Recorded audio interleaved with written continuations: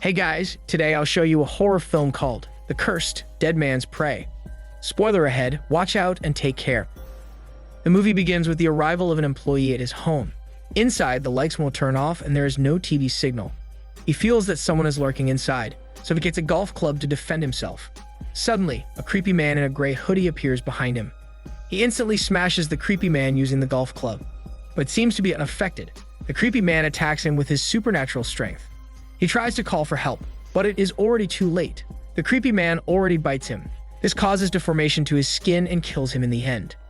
At his death, the creepy man stares to nowhere and rots into nothing.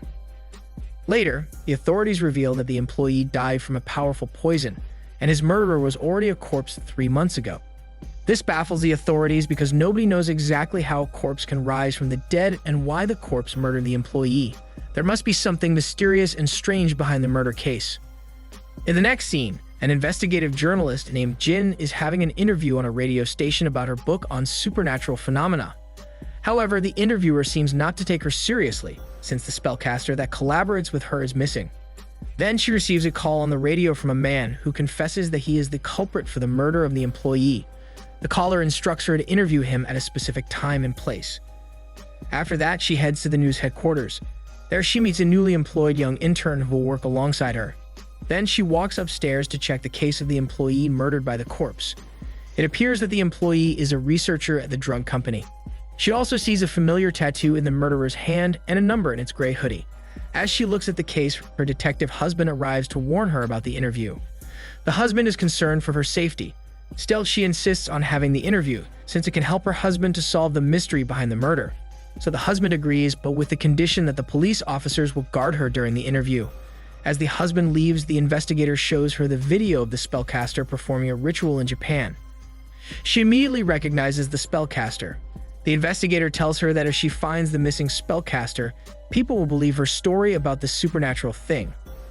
Later that day, she takes a rest in a dim cafe. There, her memories reveal her past with the spellcaster. As it appears, the spellcaster can curse someone using evil spirits' pictures in Chinese letters. In the past, the spellcaster used her powers to kill an evil person in a painful death. Also, the spellcaster seemingly absorbed an evil spirit that attacked her, which saved her. Suddenly, a corpse attacks her in the cafe. Then the spellcaster arrives to save her again from the corpse using its power. But she wakes up, finding herself sleeping on her table, and she realizes it is only a dream. On the day of the interview, the self-confessed culprit for the murder reveals to Jin that he kills people by manipulating corpses. He warns everyone that he will commit 3 murders later. He also declares the person that will be murdered and the exact time it will take place. First, he will murder the director of the drug company. Next, its CEO. Lastly, its president. To stop the murders, the president of the drug company must apologize publicly. However, he does not reveal the reason why the president should apologize. The reason for the apology is left behind as a mystery at this time. After the interview, he hostages Jin to escape. Her husband with the police forces quickly responds to the situation. Later on, the self-confessed culprit suddenly crumbles into pieces. Meanwhile, the high-ranking officials of the drug company watch the broadcast of the interview in their office. It turns out that the self-confessed culprit is a former researcher of the company. After seeing that, the director is crying in fear like a naughty baby, knowing he is about to be murdered. Later on, Jin talks to the professor about the occult practices related to the manipulation of the corpses. The professor informs her that the symbolic tattoo from the manipulated corpses comes from Indonesia. This means that an Indonesian shaman must be the one who manipulates the corpses.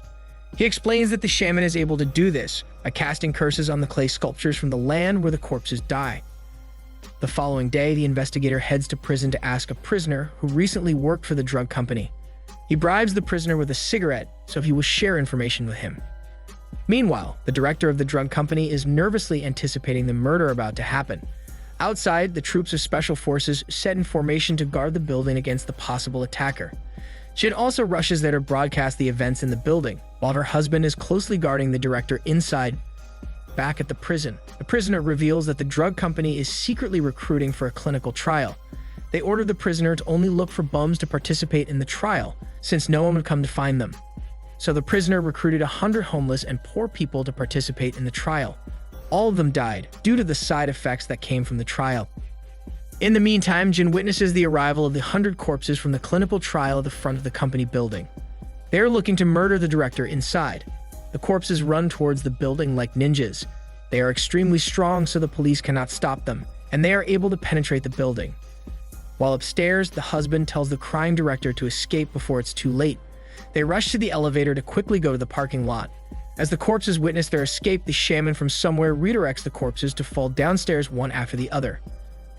At the parking lot, the husband tells the director to ride the car while he prevents the corpses from running at them. Luckily, Jin arrives with the news van to hit the corpses. So together with the husband and the CEO, the director safely drives away from the building, while Jin follows them with the news van to broadcast the events. Surprisingly, the corpses know how to drive. They steal taxis outside the building and drive around to chase the director's car. The taxis driven by the corpse start to flock behind the director's car. At the entrance of the tunnel, some of the taxis fall from the bridge to stop their car. Luckily, they evade the taxis falling. Inside the tunnel, the taxis are quick enough to trap them. The corpses come out of the taxi and start smashing the windows of their car. The corpses then enter the car, attacking all of them. The director desperately tries to avoid the corpses. Unfortunately, the car stops as the driver is poisoned by the wounds inflicted by the corpses. Behind the car is another troop of corpses running towards them. They pull the helpless director from the car. Then they scratch him to death. His skin is severely deformed as he dies from the poison. After killing the director, the corpses look at the CEO, warning him that he is the next to die, and they crumble into pieces. Meanwhile, Jin arrives at the scene. She sees her husband suffering from the poison inflicted by the corpses. Thankfully, the ambulance arrives at the scene to save him from death. In the next scene, the CEO meets the president of the drug company. He insists that the president should apologize for the casualties of the clinical trial, but the president finds no reason to apologize to the corpses since they are already dead. So the CEO walks out in frustration. Then he encounters the president's daughter at the door. It turns out that the daughter is responsible for the trial, since she only thinks about the profit of the company. She then just laughs around and calls the CEO a coward. Later on, Jin is in a meeting with the professor and the investigator. She is worried regarding the condition of her husband, since there is no treatment for the poison.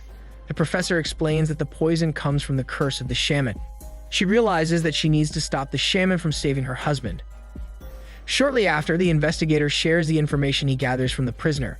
As it appears, there is a Southeast Asian man that is related to the recruitment of the participants.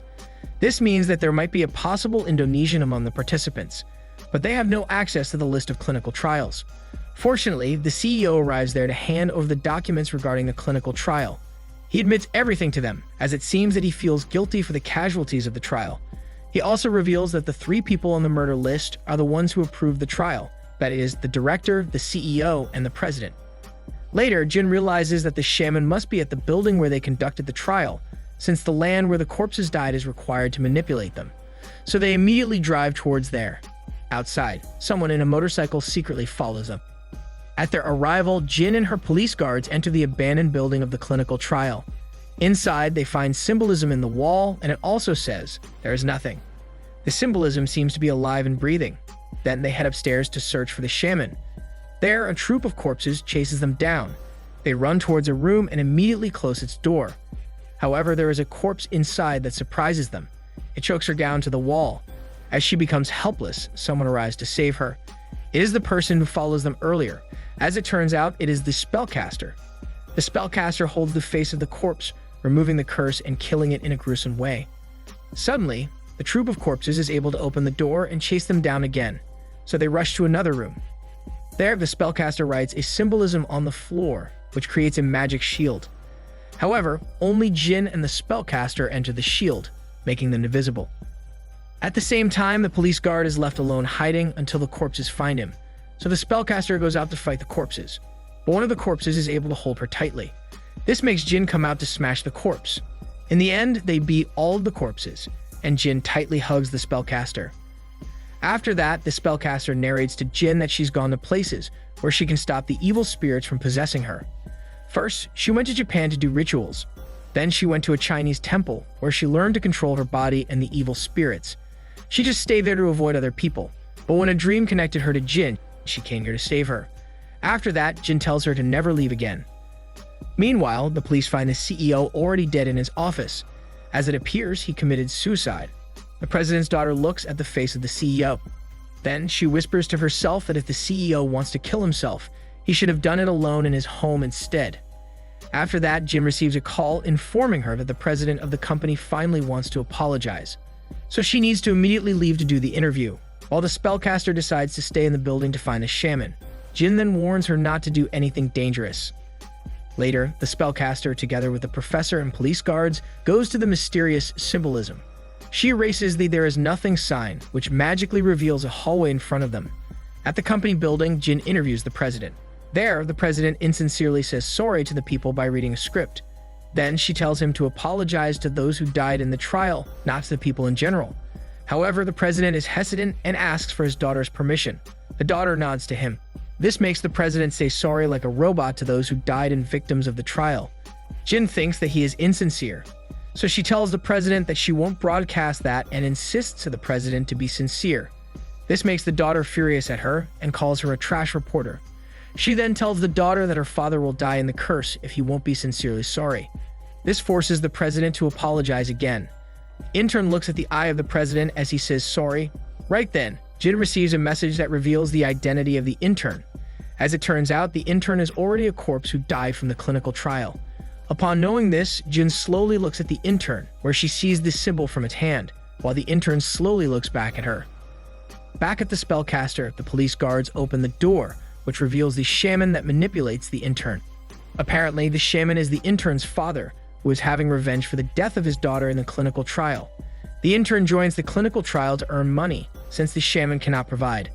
Then the shaman seemingly releases a powerful force in anger. At the same time, the intern receives the force from the shaman when she becomes furious at the president, since the president cannot apologize properly.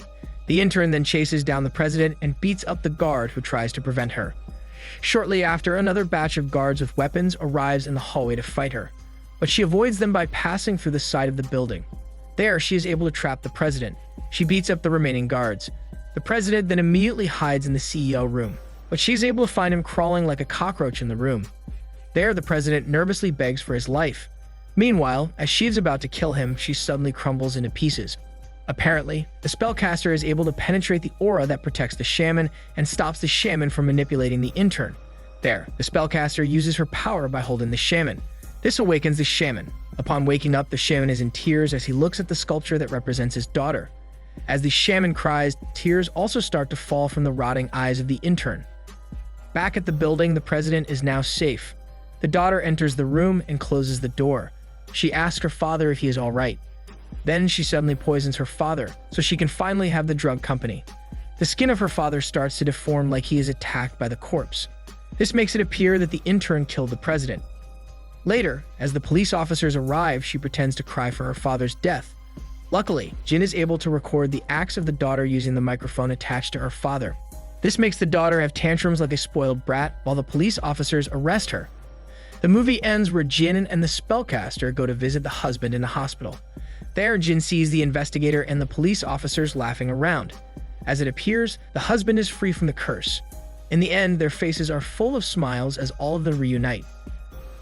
This is Daniel CC Movie Channel. Stay safe and enjoy your day.